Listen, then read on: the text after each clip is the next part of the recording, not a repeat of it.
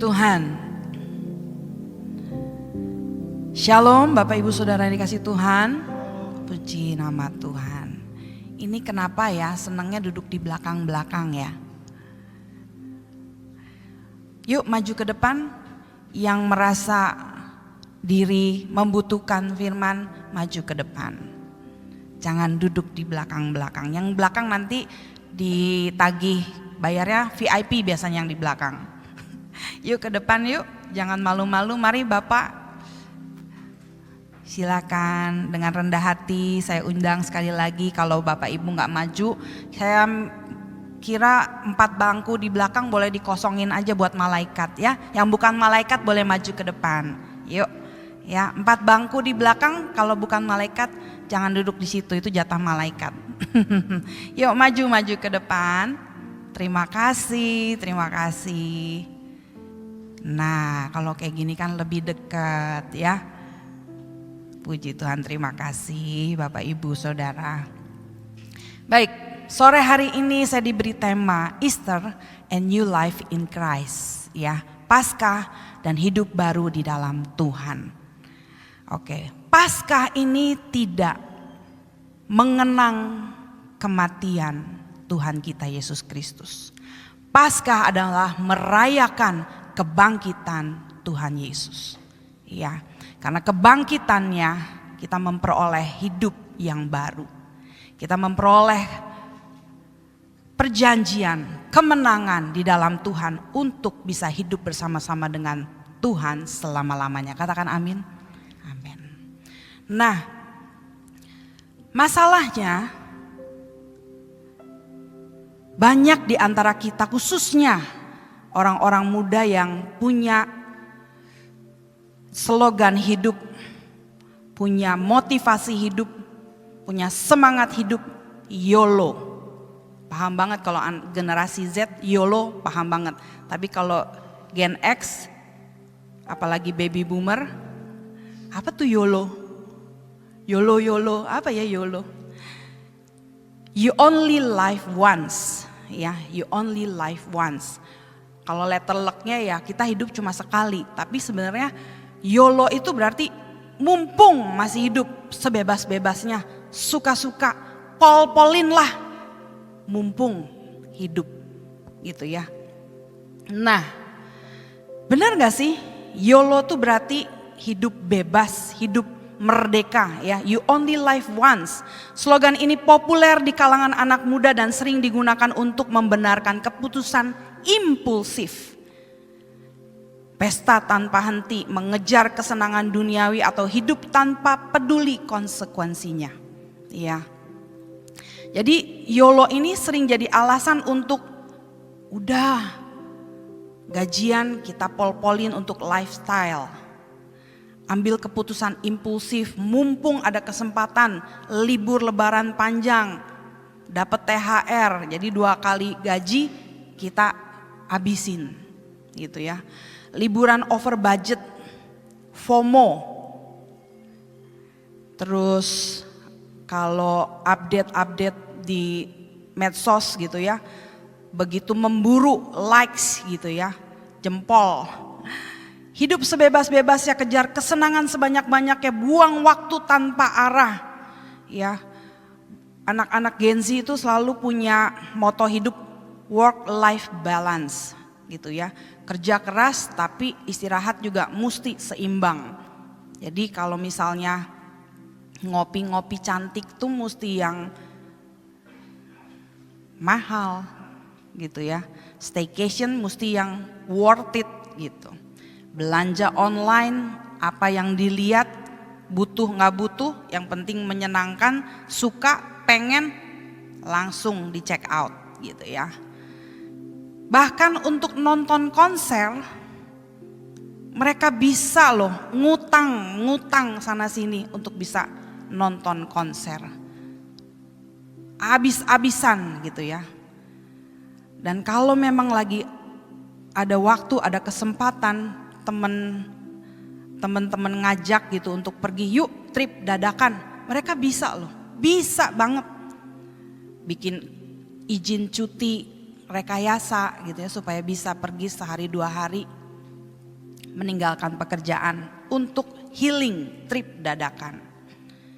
Itu dia tuh YOLO anak-anak sekarang, ya. Ngeri banget gitu ya. Mereka nggak berpikir bahwa hidup ini terbatas, ada akhirnya, ada endingnya, dan kesenangan yang sedang mereka perjuangkan itu nikmatnya segitu doang.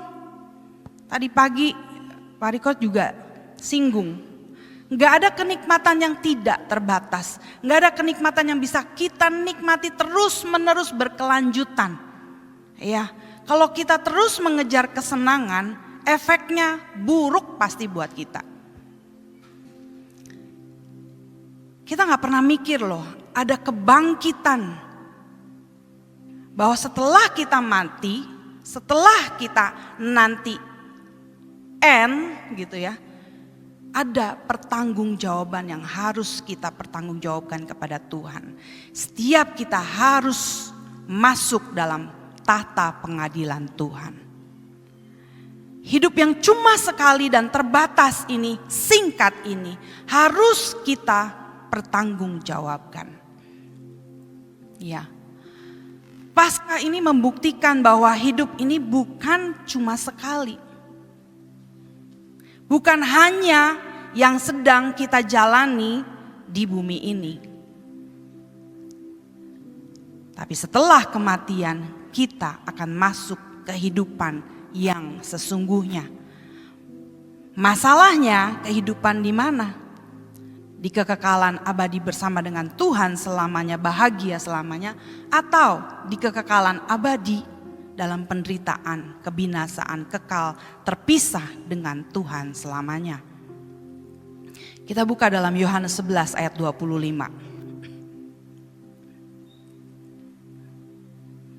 Yohanes 11 ayat ke-25.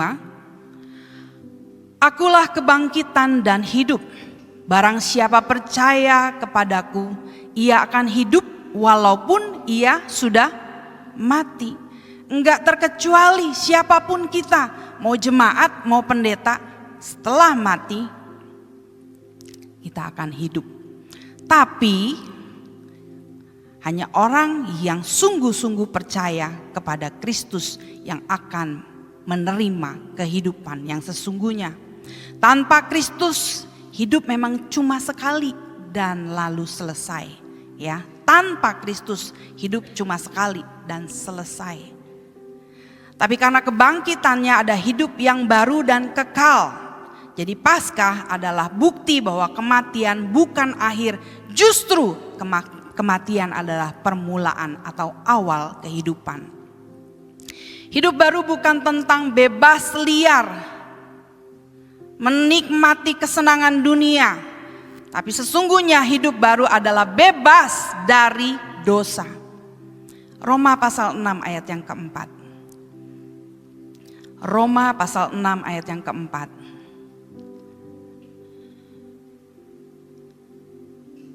Kita baca sama-sama ya, 2, 3. Dengan demikian kita telah dikuburkan bersama-sama dengan Dia oleh baptisan dalam kematian, supaya sama seperti Kristus telah dibangkitkan dari antara orang mati oleh kemuliaan Bapa, demikian juga kita akan hidup dalam hidup yang baru. Banyak orang salah paham soal kebebasan. Bebas bukan berarti suka-suka, bebas bukan berarti liar, tapi bebas yang sesungguhnya adalah ketika kita tidak lagi diperbudak oleh dosa. Ketika kita bebas dari keinginan daging, tapi kita dikuasai oleh keinginan Bapa di surga.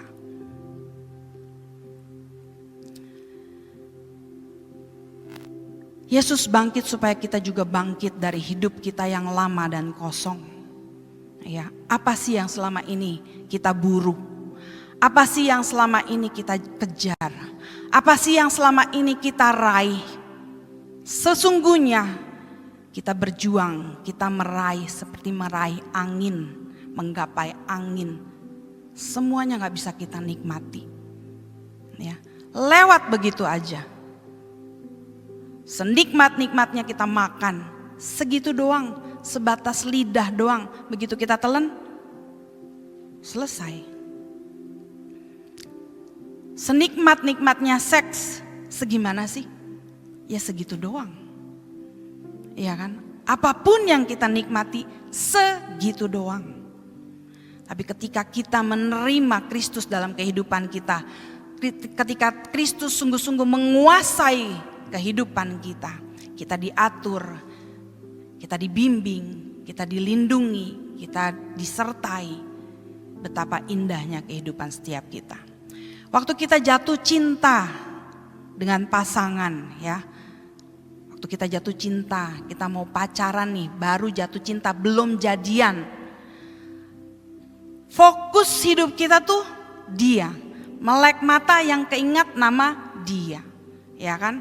Mau mandi yang keingat dia. Yang mau waktu makan yang keingat, aduh enak nih makan bakso berdua sama dia. Bener gak sih Pak Pandu? Jangan mentang-mentang sebelahnya ada pasangan, iya Bu, padahal kalau nggak ada aja. Enggak sih, kalau lagi ingat makan bakso, ingatnya nambah bukan ingat dia. Ya, waktu kita dulu pertama jatuh cinta, pasti begitu kan? Fokusnya pasti dia. Nah sekarang, kenapa kita nggak pernah gitu ya kepikiran, waktu mau makan, waktu bangun tidur kita keingat urusan dengan Tuhan. Padahal waktu kita tidur, Tuhan tuh masih berurusan dengan kita. Firman Tuhan mengatakan, berkatnya disediakan waktu kita sedang terlelap. Segitu baiknya Tuhan. Tapi waktu kita bangun tidur, yang keingat apa? Utang. Waktu kita bangun tidur, yang keingat apa?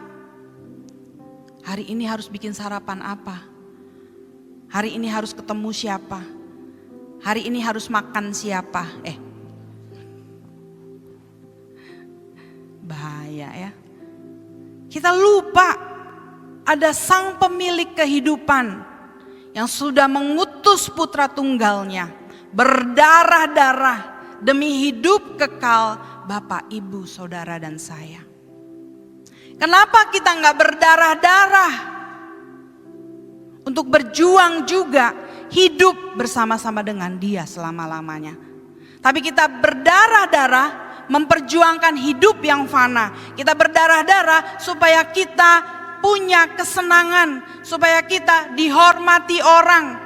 Kita berdarah-darah supaya uang kita banyak. Kita berdarah-darah supaya masa tua kita bahagia. Itu mati-matian tuh, siang jadi malam, malam jadi siang. Kepala jadi kaki, kaki jadi kepala. Apapun kita lakukan demi hidup sementara di dunia ini. Hari ini orang pingin punya nama baik. Kalau bisa viral, terkenal. Bahkan bikin aib pun. Orang sih dulu ditutup-tutupin. Tapi sekarang aib pun dibongkar. Supaya famous, supaya terkenal. Ngeri loh. Udah gak malu lagi. Udah gak ada penghalusan-penghalusan lagi.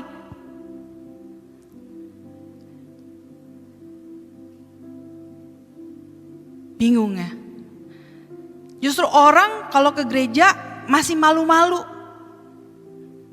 Sekarang sih enak ya, nggak bawa Alkitab gitu kan, pakai handphone. Loh dulu ada loh orang datang ke gereja Alkitabnya dibungkus koran atau masukin ke tas supaya nggak kelihatan mau pergi ke gereja. Mau ibadah malu, tapi kalau bikin dosa nggak malu. Hidupnya kosong, hidup yang lama diperbudak oleh dosa, malu menelanjangi diri dari dosa, malu datang ke gereja, sampai di gereja tepuk tangan juga malu-malu, setengah hati, angkat tangan boro-boro, disuruh angkat tangan aja kayak orang gak punya telinga, gak angkat tangan, disuruh berdoa apalagi. Tapi kalau nonton konser, nonton sepak bola, diajak main apa ya kalau sekarang tuh judi online, jangan judi online lah terlalu ekstrim. Main apa namanya kalau yang kayak judi online gitu juga. Iya, games bisa. Main slot. Iya tuh. Kayak gitu-gitu sih semangat. Malah inisiatif nanya gimana caranya. Gimana kalau bisa jadi member. Padahal kalau jadi member kan pasti memberikan uang. Tapi kalau ke gereja, datang dan pergi sesuka hatinya, ada kotak persembahan juga gak kelihatan. Saya mau tanya, kalau Tuhan Yesus hidup di zaman ini,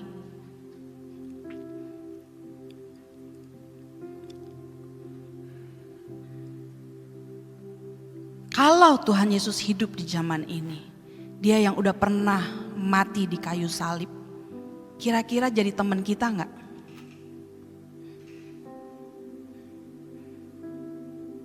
Kayaknya enggak deh. Kenapa? Karena kita sudah terbiasa hidup bebas yang salah. Kita menggunakan kehendak bebas kita, suka-suka sendiri, liar. Kita gak peduli perasaan Tuhan. Di gereja aja gak betah. Ke gereja aja gak punya kerinduan. Boro-boro mau nemenin Tuhan Yesus. Boro-boro mau bahas firman. Tapi kalau bahas perselingkuhan, apa aja yang tentang perselingkuhan yang lagi viral sekarang ini, tahu inisialnya siapa, kejadiannya gimana, detail tahu. Tapi coba ditanya, isinya kitab Habakuk apa ya? Malah nanya, emang ada Habakuk? Saya mah taunya adanya Panekuk. Ngakunya Kristen.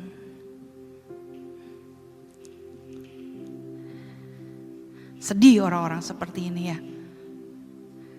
Gak sadar kita bahwa saat ini, hari ini hidup di akhir zaman akhir.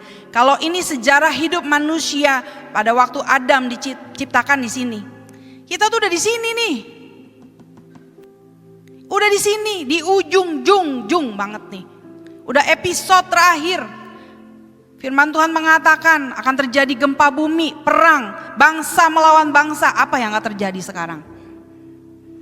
Ayah akan membunuh anaknya, anak akan membunuh ayahnya. Ada cerita apa yang gak ada, yang belum digenapi di firman Tuhan? Kok kita gak giat sih cari Tuhan? Udah berapa kali Paskah kita peringati? Udah berapa kali kita menangis waktu melihat Tuhan Yesus disalib? Tapi kita kembali ke tekukan yang lama, kembali lagi ke hidup yang lama. Enggak heran kalau bangsa Israel harusnya cepat masuk ke tanah Kanaan, harus keliling-keliling 40 tahun lamanya. Segitunya dengan setia Elohim Yahweh menyertai bangsa ini. Mujizat demi mujizat dinyatakan. Sekarang untuk kehidupan kita pribadi lepas pribadi. Harus berapa kali Tuhan Yesus disalib sampai kita mengenakan hidupnya? Harus berapa kali Tuhan Yesus dicambuk? Harus berapa kali Tuhan Yesus dimahkotai duri? Sampai kita betul-betul merasakan penderitaannya. Seberapa besar kita berjuang membunuh potensi dosa yang masih ada dalam diri kita. Kesombongan, mudah tersinggung. Kita masih merasa perasaan ini punyaku. Aku masih bisa tersinggung. Aku masih bisa terhina. Harusnya kalau Tuhan gak terhina, kita gak terhina. Harusnya kalau Tuhan gak tersinggung, kita gak perlu tersinggung. Kita ini kan hamba.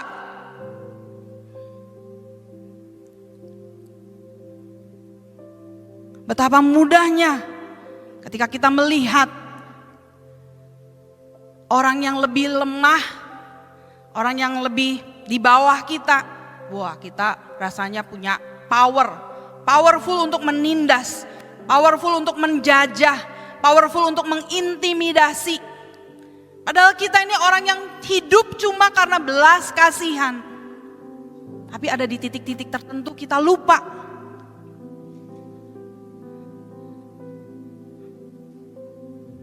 Khususnya orang tua. Seringkali kita lupa.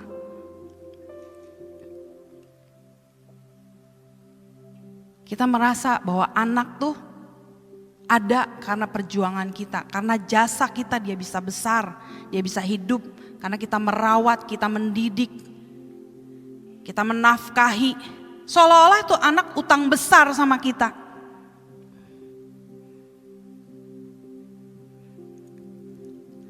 Akhirnya kadang-kadang kita kalau lagi emosi gak kontrol kalimat demi kalimat. Hati-hati dengan ucapan. Berapa banyak dari antara kita yang sering kali atau mungkin kadang-kadang lah dari sikap, ucapan, keputusan kita melukai anak kita. Kita lupa bahwa kita punya tanggung jawab yang besar, bukan hanya merawat, menafkahi dan membuat anak itu jadi orang. Tapi yang paling penting adalah kita memberikan teladan hidup sebagai warisan supaya anak ini punya bekal untuk masuk ke kerajaan surga. Kita masih pakai gaya mendidik anak dari orang tua kita dulu. Harus keras. Padahal yang paling penting adalah kita memperkenalkan Kristus yang penuh belas kasihan, yang penuh pengampunan, ada disiplin, ada didikan, tapi penuh belas kasihan. Tapi kalau kita sendiri gak mengasihi Tuhan, kalau kita sendiri enggak bersentuhan dengan Tuhan, gimana kita membawa anak kita menikmati kasih Tuhan? Gak heran akhirnya anak-anak lebih nyaman nempel sama temennya, nempel sama pacarnya daripada sama orang tuanya. Salah siapa? Mau salahin anaknya? Coba koreksi diri sebagai orang tua.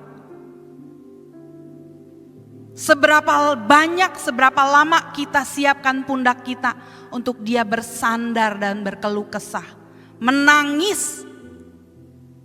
Mungkin sekian puluh tahun dia gak pernah nangis di dada kita. Saya pernah pakai ilustrasi itu, tiba-tiba ilustrasi. Jangan sampai anak ayam pitik-pitik tuh, piyik-piyik itu lebih beruntung karena selalu bisa ikut induknya kemana induknya pergi. Saya pernah lihat ya gambar, foto kalau gak salah. Gimana induk ayam itu melebarkan kepaknya, menutupi anak-anaknya supaya gak kehujanan.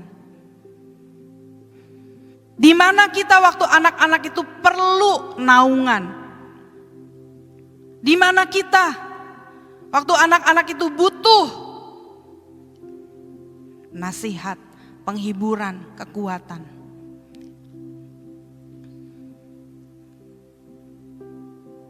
Termasuk pasangan kita.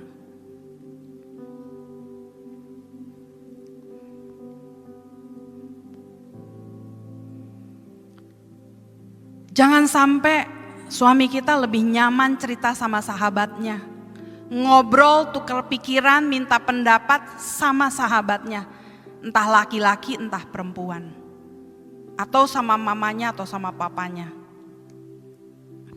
Kenapa? Karena kalau cerita sama kita baru ngomong 1-2 kalimat, kita udah donder 20 kalimat.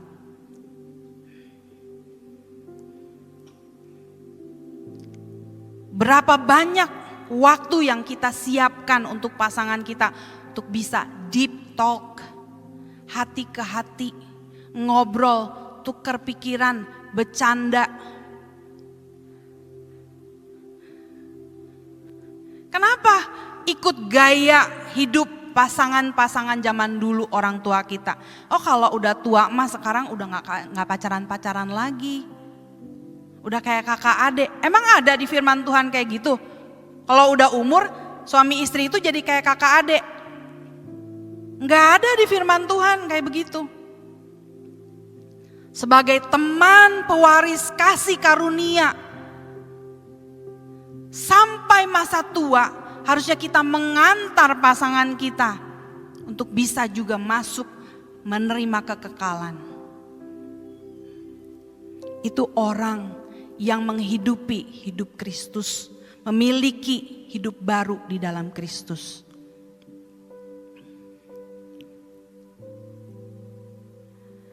Yuk coba kita pahami sebelum kita masuk ke perayaan Paskah, sebelum kita masuk ke Jumat Agung, Tuhan Yesus mau relakan nyawanya, mati tergantung di kayu salib. Dihina, sakit loh. Dia gak lakukan sedikit pun sekecil apapun dosa. Hanya demi hidup kekal Bapak, Ibu, Saudara, dan saya. Kenapa kita lebih berjuang untuk punya rumah, punya prestasi dunia ini, punya kehormatan di dunia ini? Kenapa kita gak pikirin nanti setelah aku mati, begitu aku buka mata di kekekalan, aku punya apa? Berapa banyak tabunganku yang sudah aku simpan untuk kerajaan sorga? Pernah cek saldo? Mungkin tiap hari kita cek saldo ya. Pernah gak kita cek saldo? Saldo kita, saldo dosa kita dengan saldo menyenangkan hati Tuhannya lebih banyak mana? Harusnya tiap hari kita cek saldo.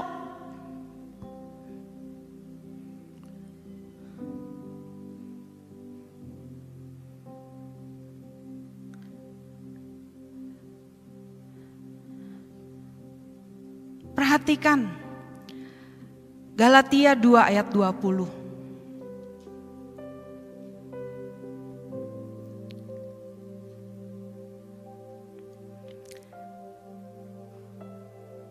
Namun aku hidup, tetapi bukan lagi aku sendiri yang hidup, melainkan Kristus yang hidup di dalam aku.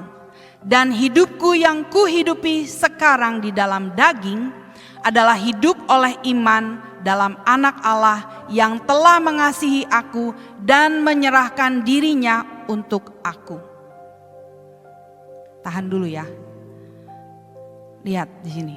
Dan hidupku yang kuhidupi sekarang di dalam daging adalah hidup oleh iman dalam Anak Allah yang telah mengasihi aku dan menyerahkan dirinya untuk aku. Ada kalimat Bapak rohani kita, Bapak Pendeta Erastus Sabdono yang mengatakan, ketika kita merobek daging kita untuk keinginan-keinginan dosa, kita sedang merajut senyum Tuhan. Tetapi ketika kita menyenangkan, meluluskan keinginan daging kita, kita sedang merobek-robek, bahkan mencabik-cabik hati Tuhan. Kita belum menyerahkan diri untuk Tuhan. Kita belum mempersembahkan nyawa untuk Tuhan. Jujur. Coba tanya pada diri kita sendiri. Berapa kali lagi Yesus harus dicambuk? Berapa kali lagi Tuhan Yesus harus disalib supaya kita bisa hidup di dalam Dia? Kita bisa merefleksikan kehidupan Kristus di dalam hidup kita.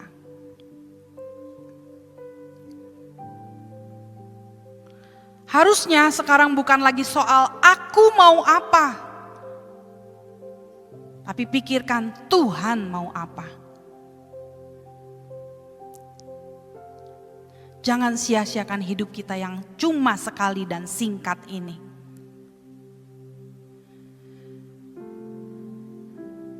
Yesus bangkit supaya kita nggak hidup lagi asal-asalan. Supaya kita nggak hidup lagi sembarangan. Supaya kita nggak diombang-ambingkan oleh ilah zaman ini. Dia tawarkan hidup baru, yaitu hidup yang bersih dari masa lalu. Dan satu fokus tujuan, rumah Bapa di surga. Jangan tunggu nanti.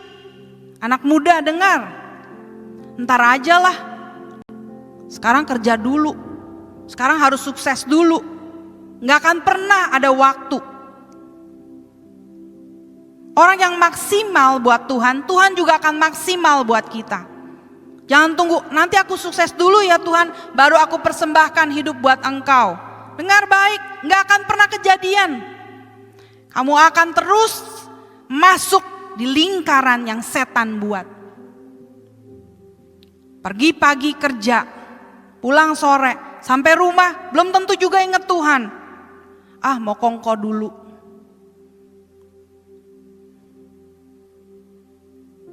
Ingat, mati itu pasti. Nggak ada satu orang pun yang bisa menghindari bayang-bayang kematian.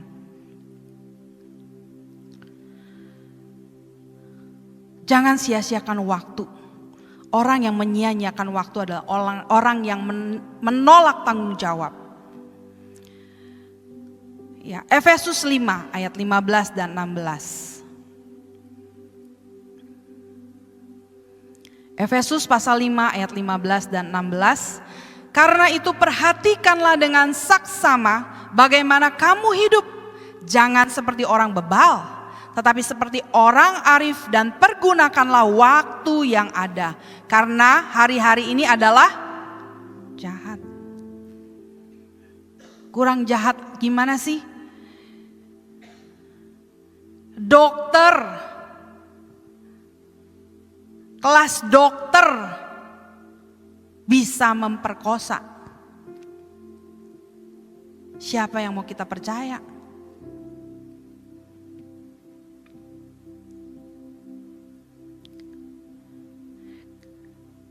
Jangan hidup jadi orang biasa-biasa aja. Cukup di level baik doang. Orang yang masuk surga, apalagi mau jadi keluarga kerajaan Allah, levelnya gak cukup cuma baik. Harus berkenan dan sempurna. Kita udah di level mana? Baik aja kadang-kadang enggak. Kita memilih malas, kita memilih jahat, kita memilih gak peduli.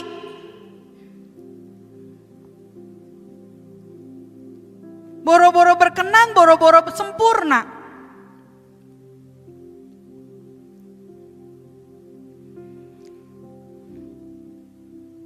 Orang yang menyia-nyiakan kesempatan yang Tuhan berikan, itu sama dengan orang yang menolak Tuhan.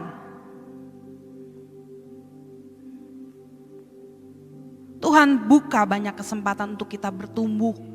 Tuhan buka banyak kesempatan untuk kita melayani. Dan Tuhan juga memberikan kesempatan buat kita dipakai, dipercayai untuk melakukan hal-hal yang lebih besar dari apa yang pernah Tuhan lakukan dulu. Ingat sekali lagi, jangan puas di level jadi orang baik. Yakobus 4 ayat 17.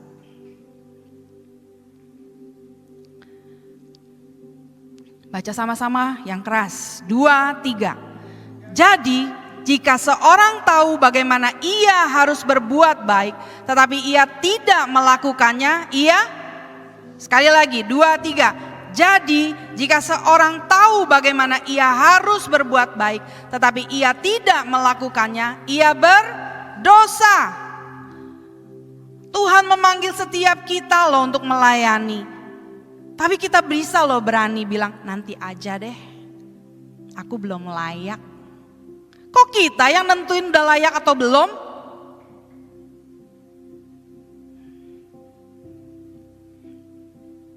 Tuhan kasih momen tuh kadang-kadang pagi-pagi atau tengah kita enak tidur menjelang subuh 3:30 jam 4. kebelet pipis, waktu tidur lagi rebahan, gak bisa hilang, gak bisa tidur lagi, seger. Dan ada tuh hati kecil bicara, Tuhan mau ketemu. Tapi kita skip aja, lumayan masih 2 jam bisa tidur lagi, bablas tidur.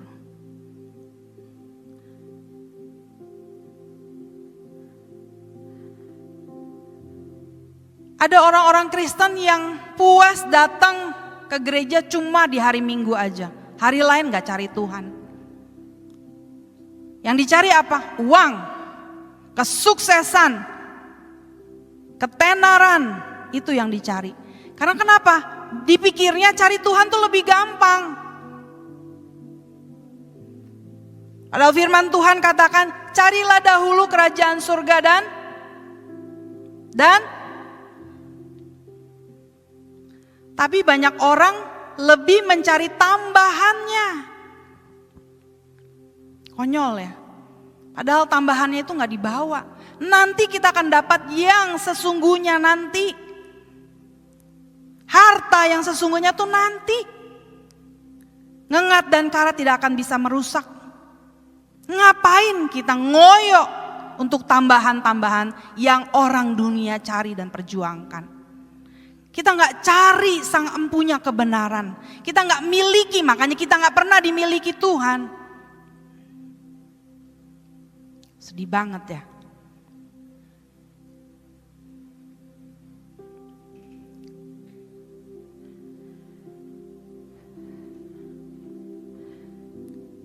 Tuhan Yesus mau mati buat Bapak, Ibu, Saudara dan saya. Buat setiap dosa yang sudah kita lakukan, bahkan yang akan kita lakukan.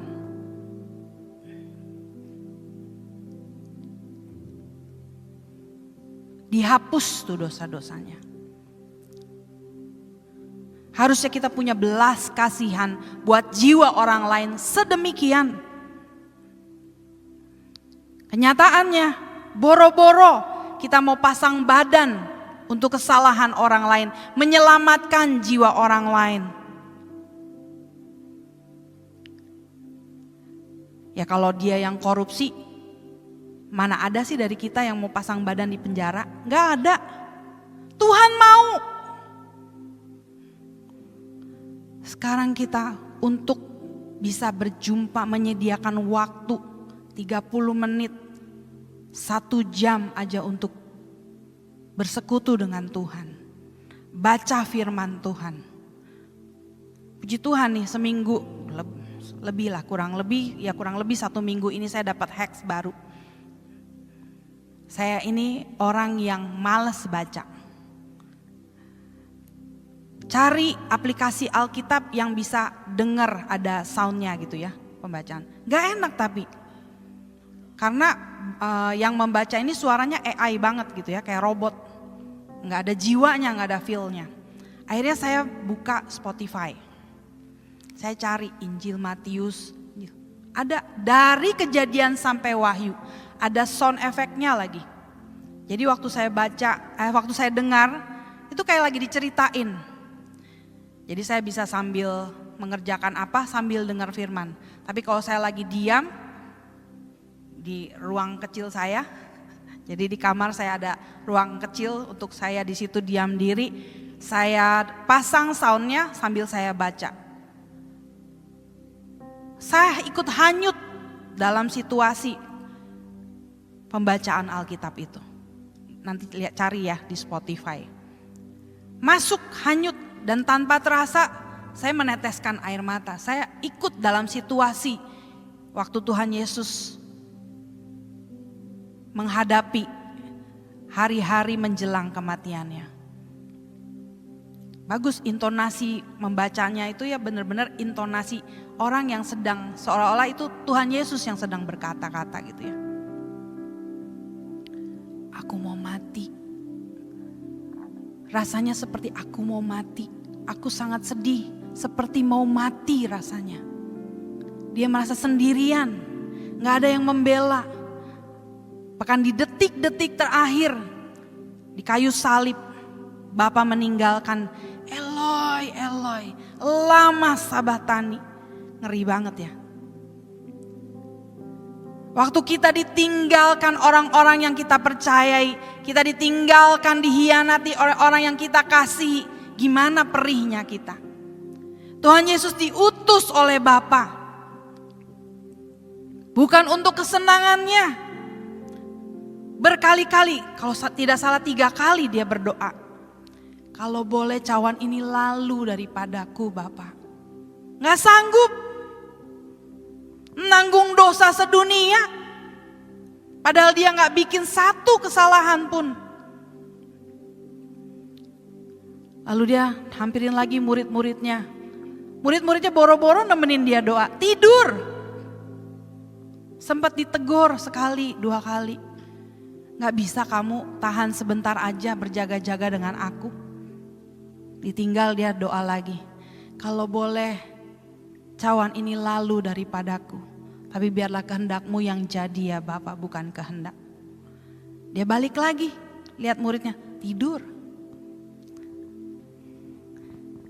Murid yang tiap hari sama-sama dengan Tuhan.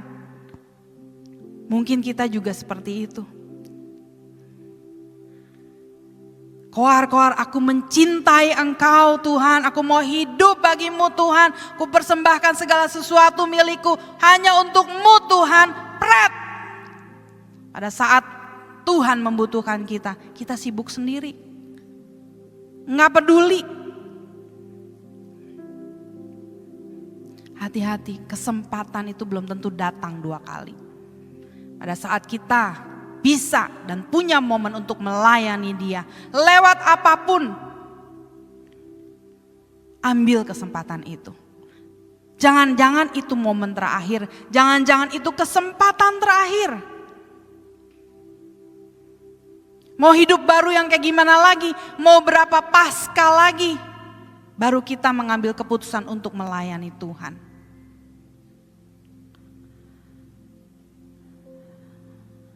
Ingat sekali lagi, setiap kita akan masuk, akan menghadapi pengadilan Tuhan. Setiap kita, hati-hati dengan perkataan demi perkataan. Baik perkataan yang masih ada dalam pikiran kita, perkataan yang keluar menjadi ucapan dan kalimat.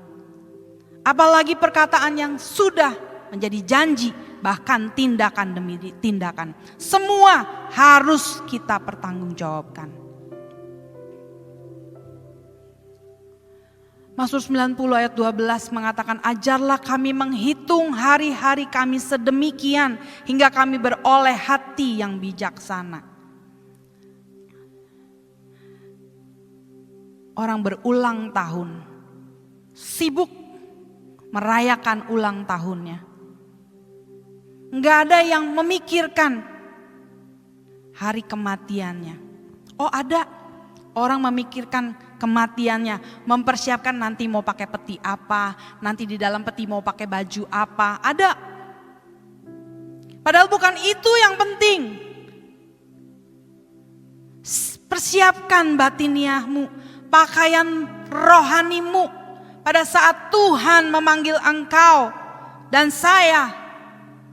Sudahkah kita dalam keadaan indah dalam mata Bapa, pandangan Bapa? Jangan sibuk cari baju baru, ulang tahun mau bikin perayaan apa. Pikirkan, inikah tahun terakhirku? Inikah bulan terakhirku? Inikah hari terakhirku? Gimana keadaanku?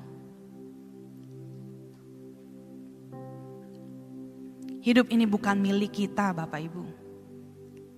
Hidup ini milik Tuhan.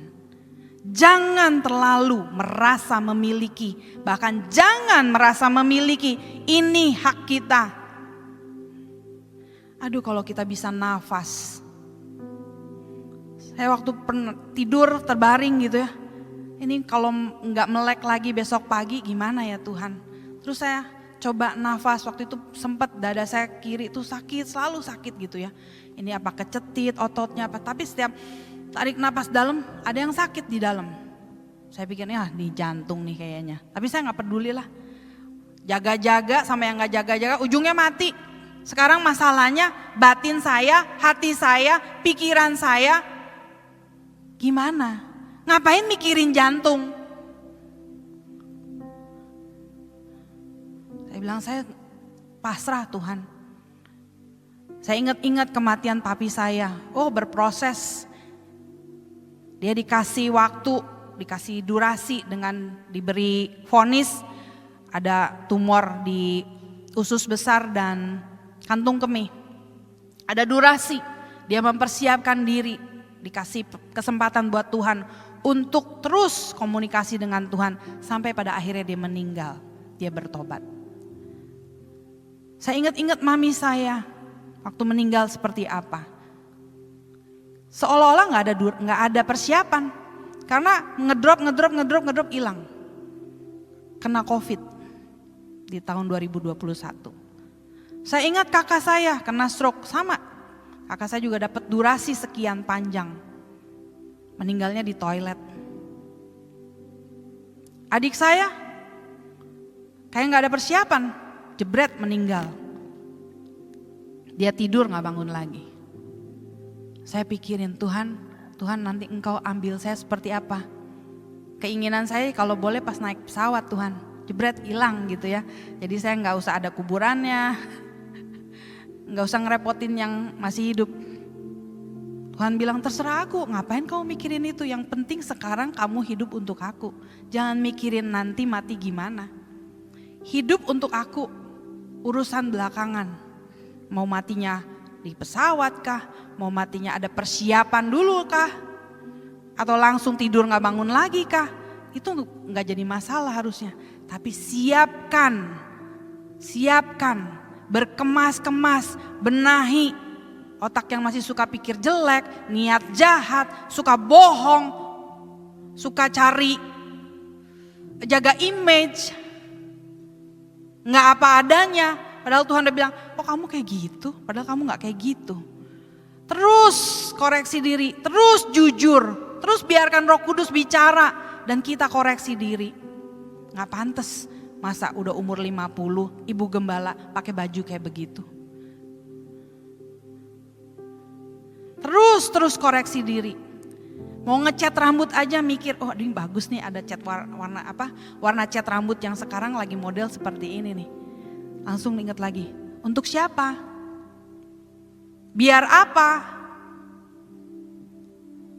Sampai beli lipstik saya pikir juga. Harus banget pakai lipstik warna kayak begitu. Duh iya ya, sampai sebegitunya. Pernah perhatikan orang mati di peti mati? Ada yang bagus gitu ya, tenang, teduh, tidur seperti orang tidur biasa. Ada yang kayak orang kesakitan. Ada yang menyeramkan mukanya sampai nggak seperti wajah aslinya. Betul-betul, sorry to say ya, kayak monster.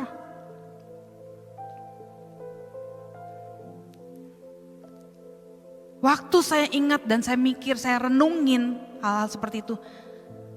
Gak tahu ya, ini mungkin di pikiran saya pikir, oh iya, itu gambaran betapa buruknya dia hidup.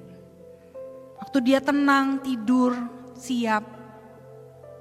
Dia memang mempersiapkan diri, enjoy memasuki wilayah kematian. Kita gimana?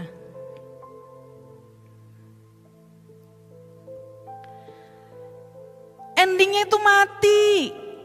Usaha kita meraih dunia itu tuh adalah usaha kita meraih angin. Harusnya usaha yang paling utama adalah mempersiapkan diri masuk ke lorong kekekalan. Mati itu bukan akhir segalanya. Mati adalah permulaan kita hidup di dalam keabadian. Siapa yang menyambut kita di lorong kematian?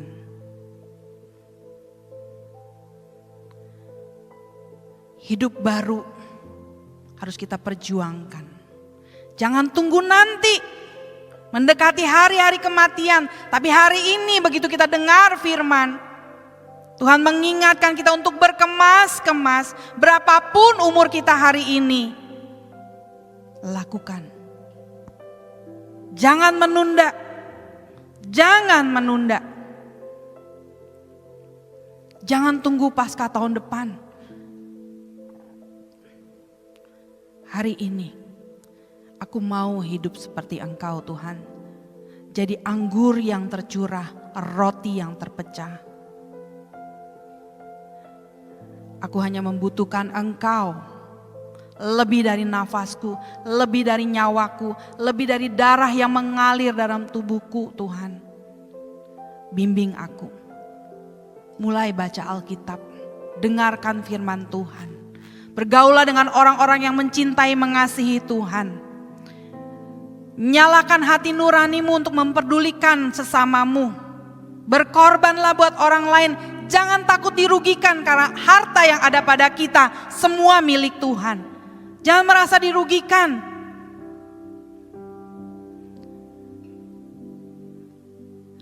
Dan kalau Bapak Ibu bergereja di tempat ini, mendengar firman yang baik di sini, dukunglah pekerjaan Tuhan di tempat ini. Ingat, bukan buat saya, untuk pekerjaan Tuhan di tempat ini. Gereja kita masih sewa, bayar AC tiap bulan, bayar listrik, air, dan lain-lain. Kadang saya mikir gitu ya, tiap minggu, hampir tiap minggu ada jemaat baru. Berarti kan bertambah, kuantitasnya bertambah. Tapi maaf, ini saya buka sedikit. Persembahannya seringnya turun malah. Ada bendahara di sini. Kotak persembahan ada berapa biji di depan? Masa tiap kali harus ditodong pakai kantong kolekte? Kalau ada kantong kolekte di minggu pertama itu besar, bisa 2-3 kalinya. Benar ya Bu, bendahara? Masa harus ditodong?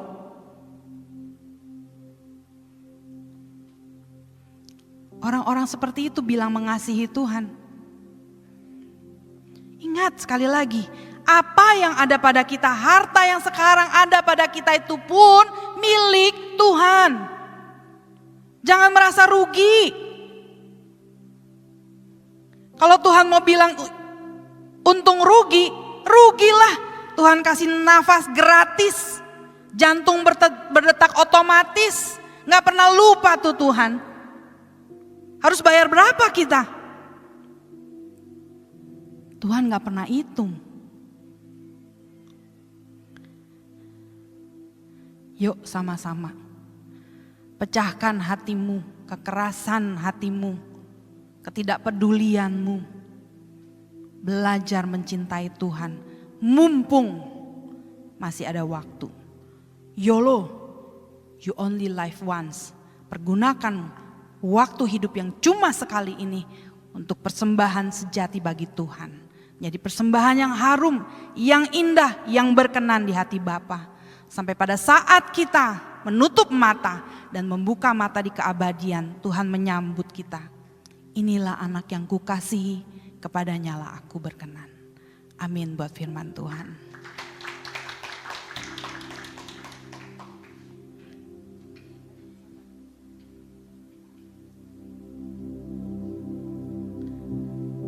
Sabarmu Tuhan menghadapiku, memimpin di jalan-jalanmu hingga aku dewasa. Sabarmu Tuhan, beriku ajaran, caramu mengasihi kami dengan menghajar kami ya Bapa. Haleluya. sampai sempurna. Syukur bagimu. Kalau aku jatuh, Engkau angkat. Belas kasihani setiap kami, Bapa yang Maha Baik. Dosa-dosaku Kau ampuni,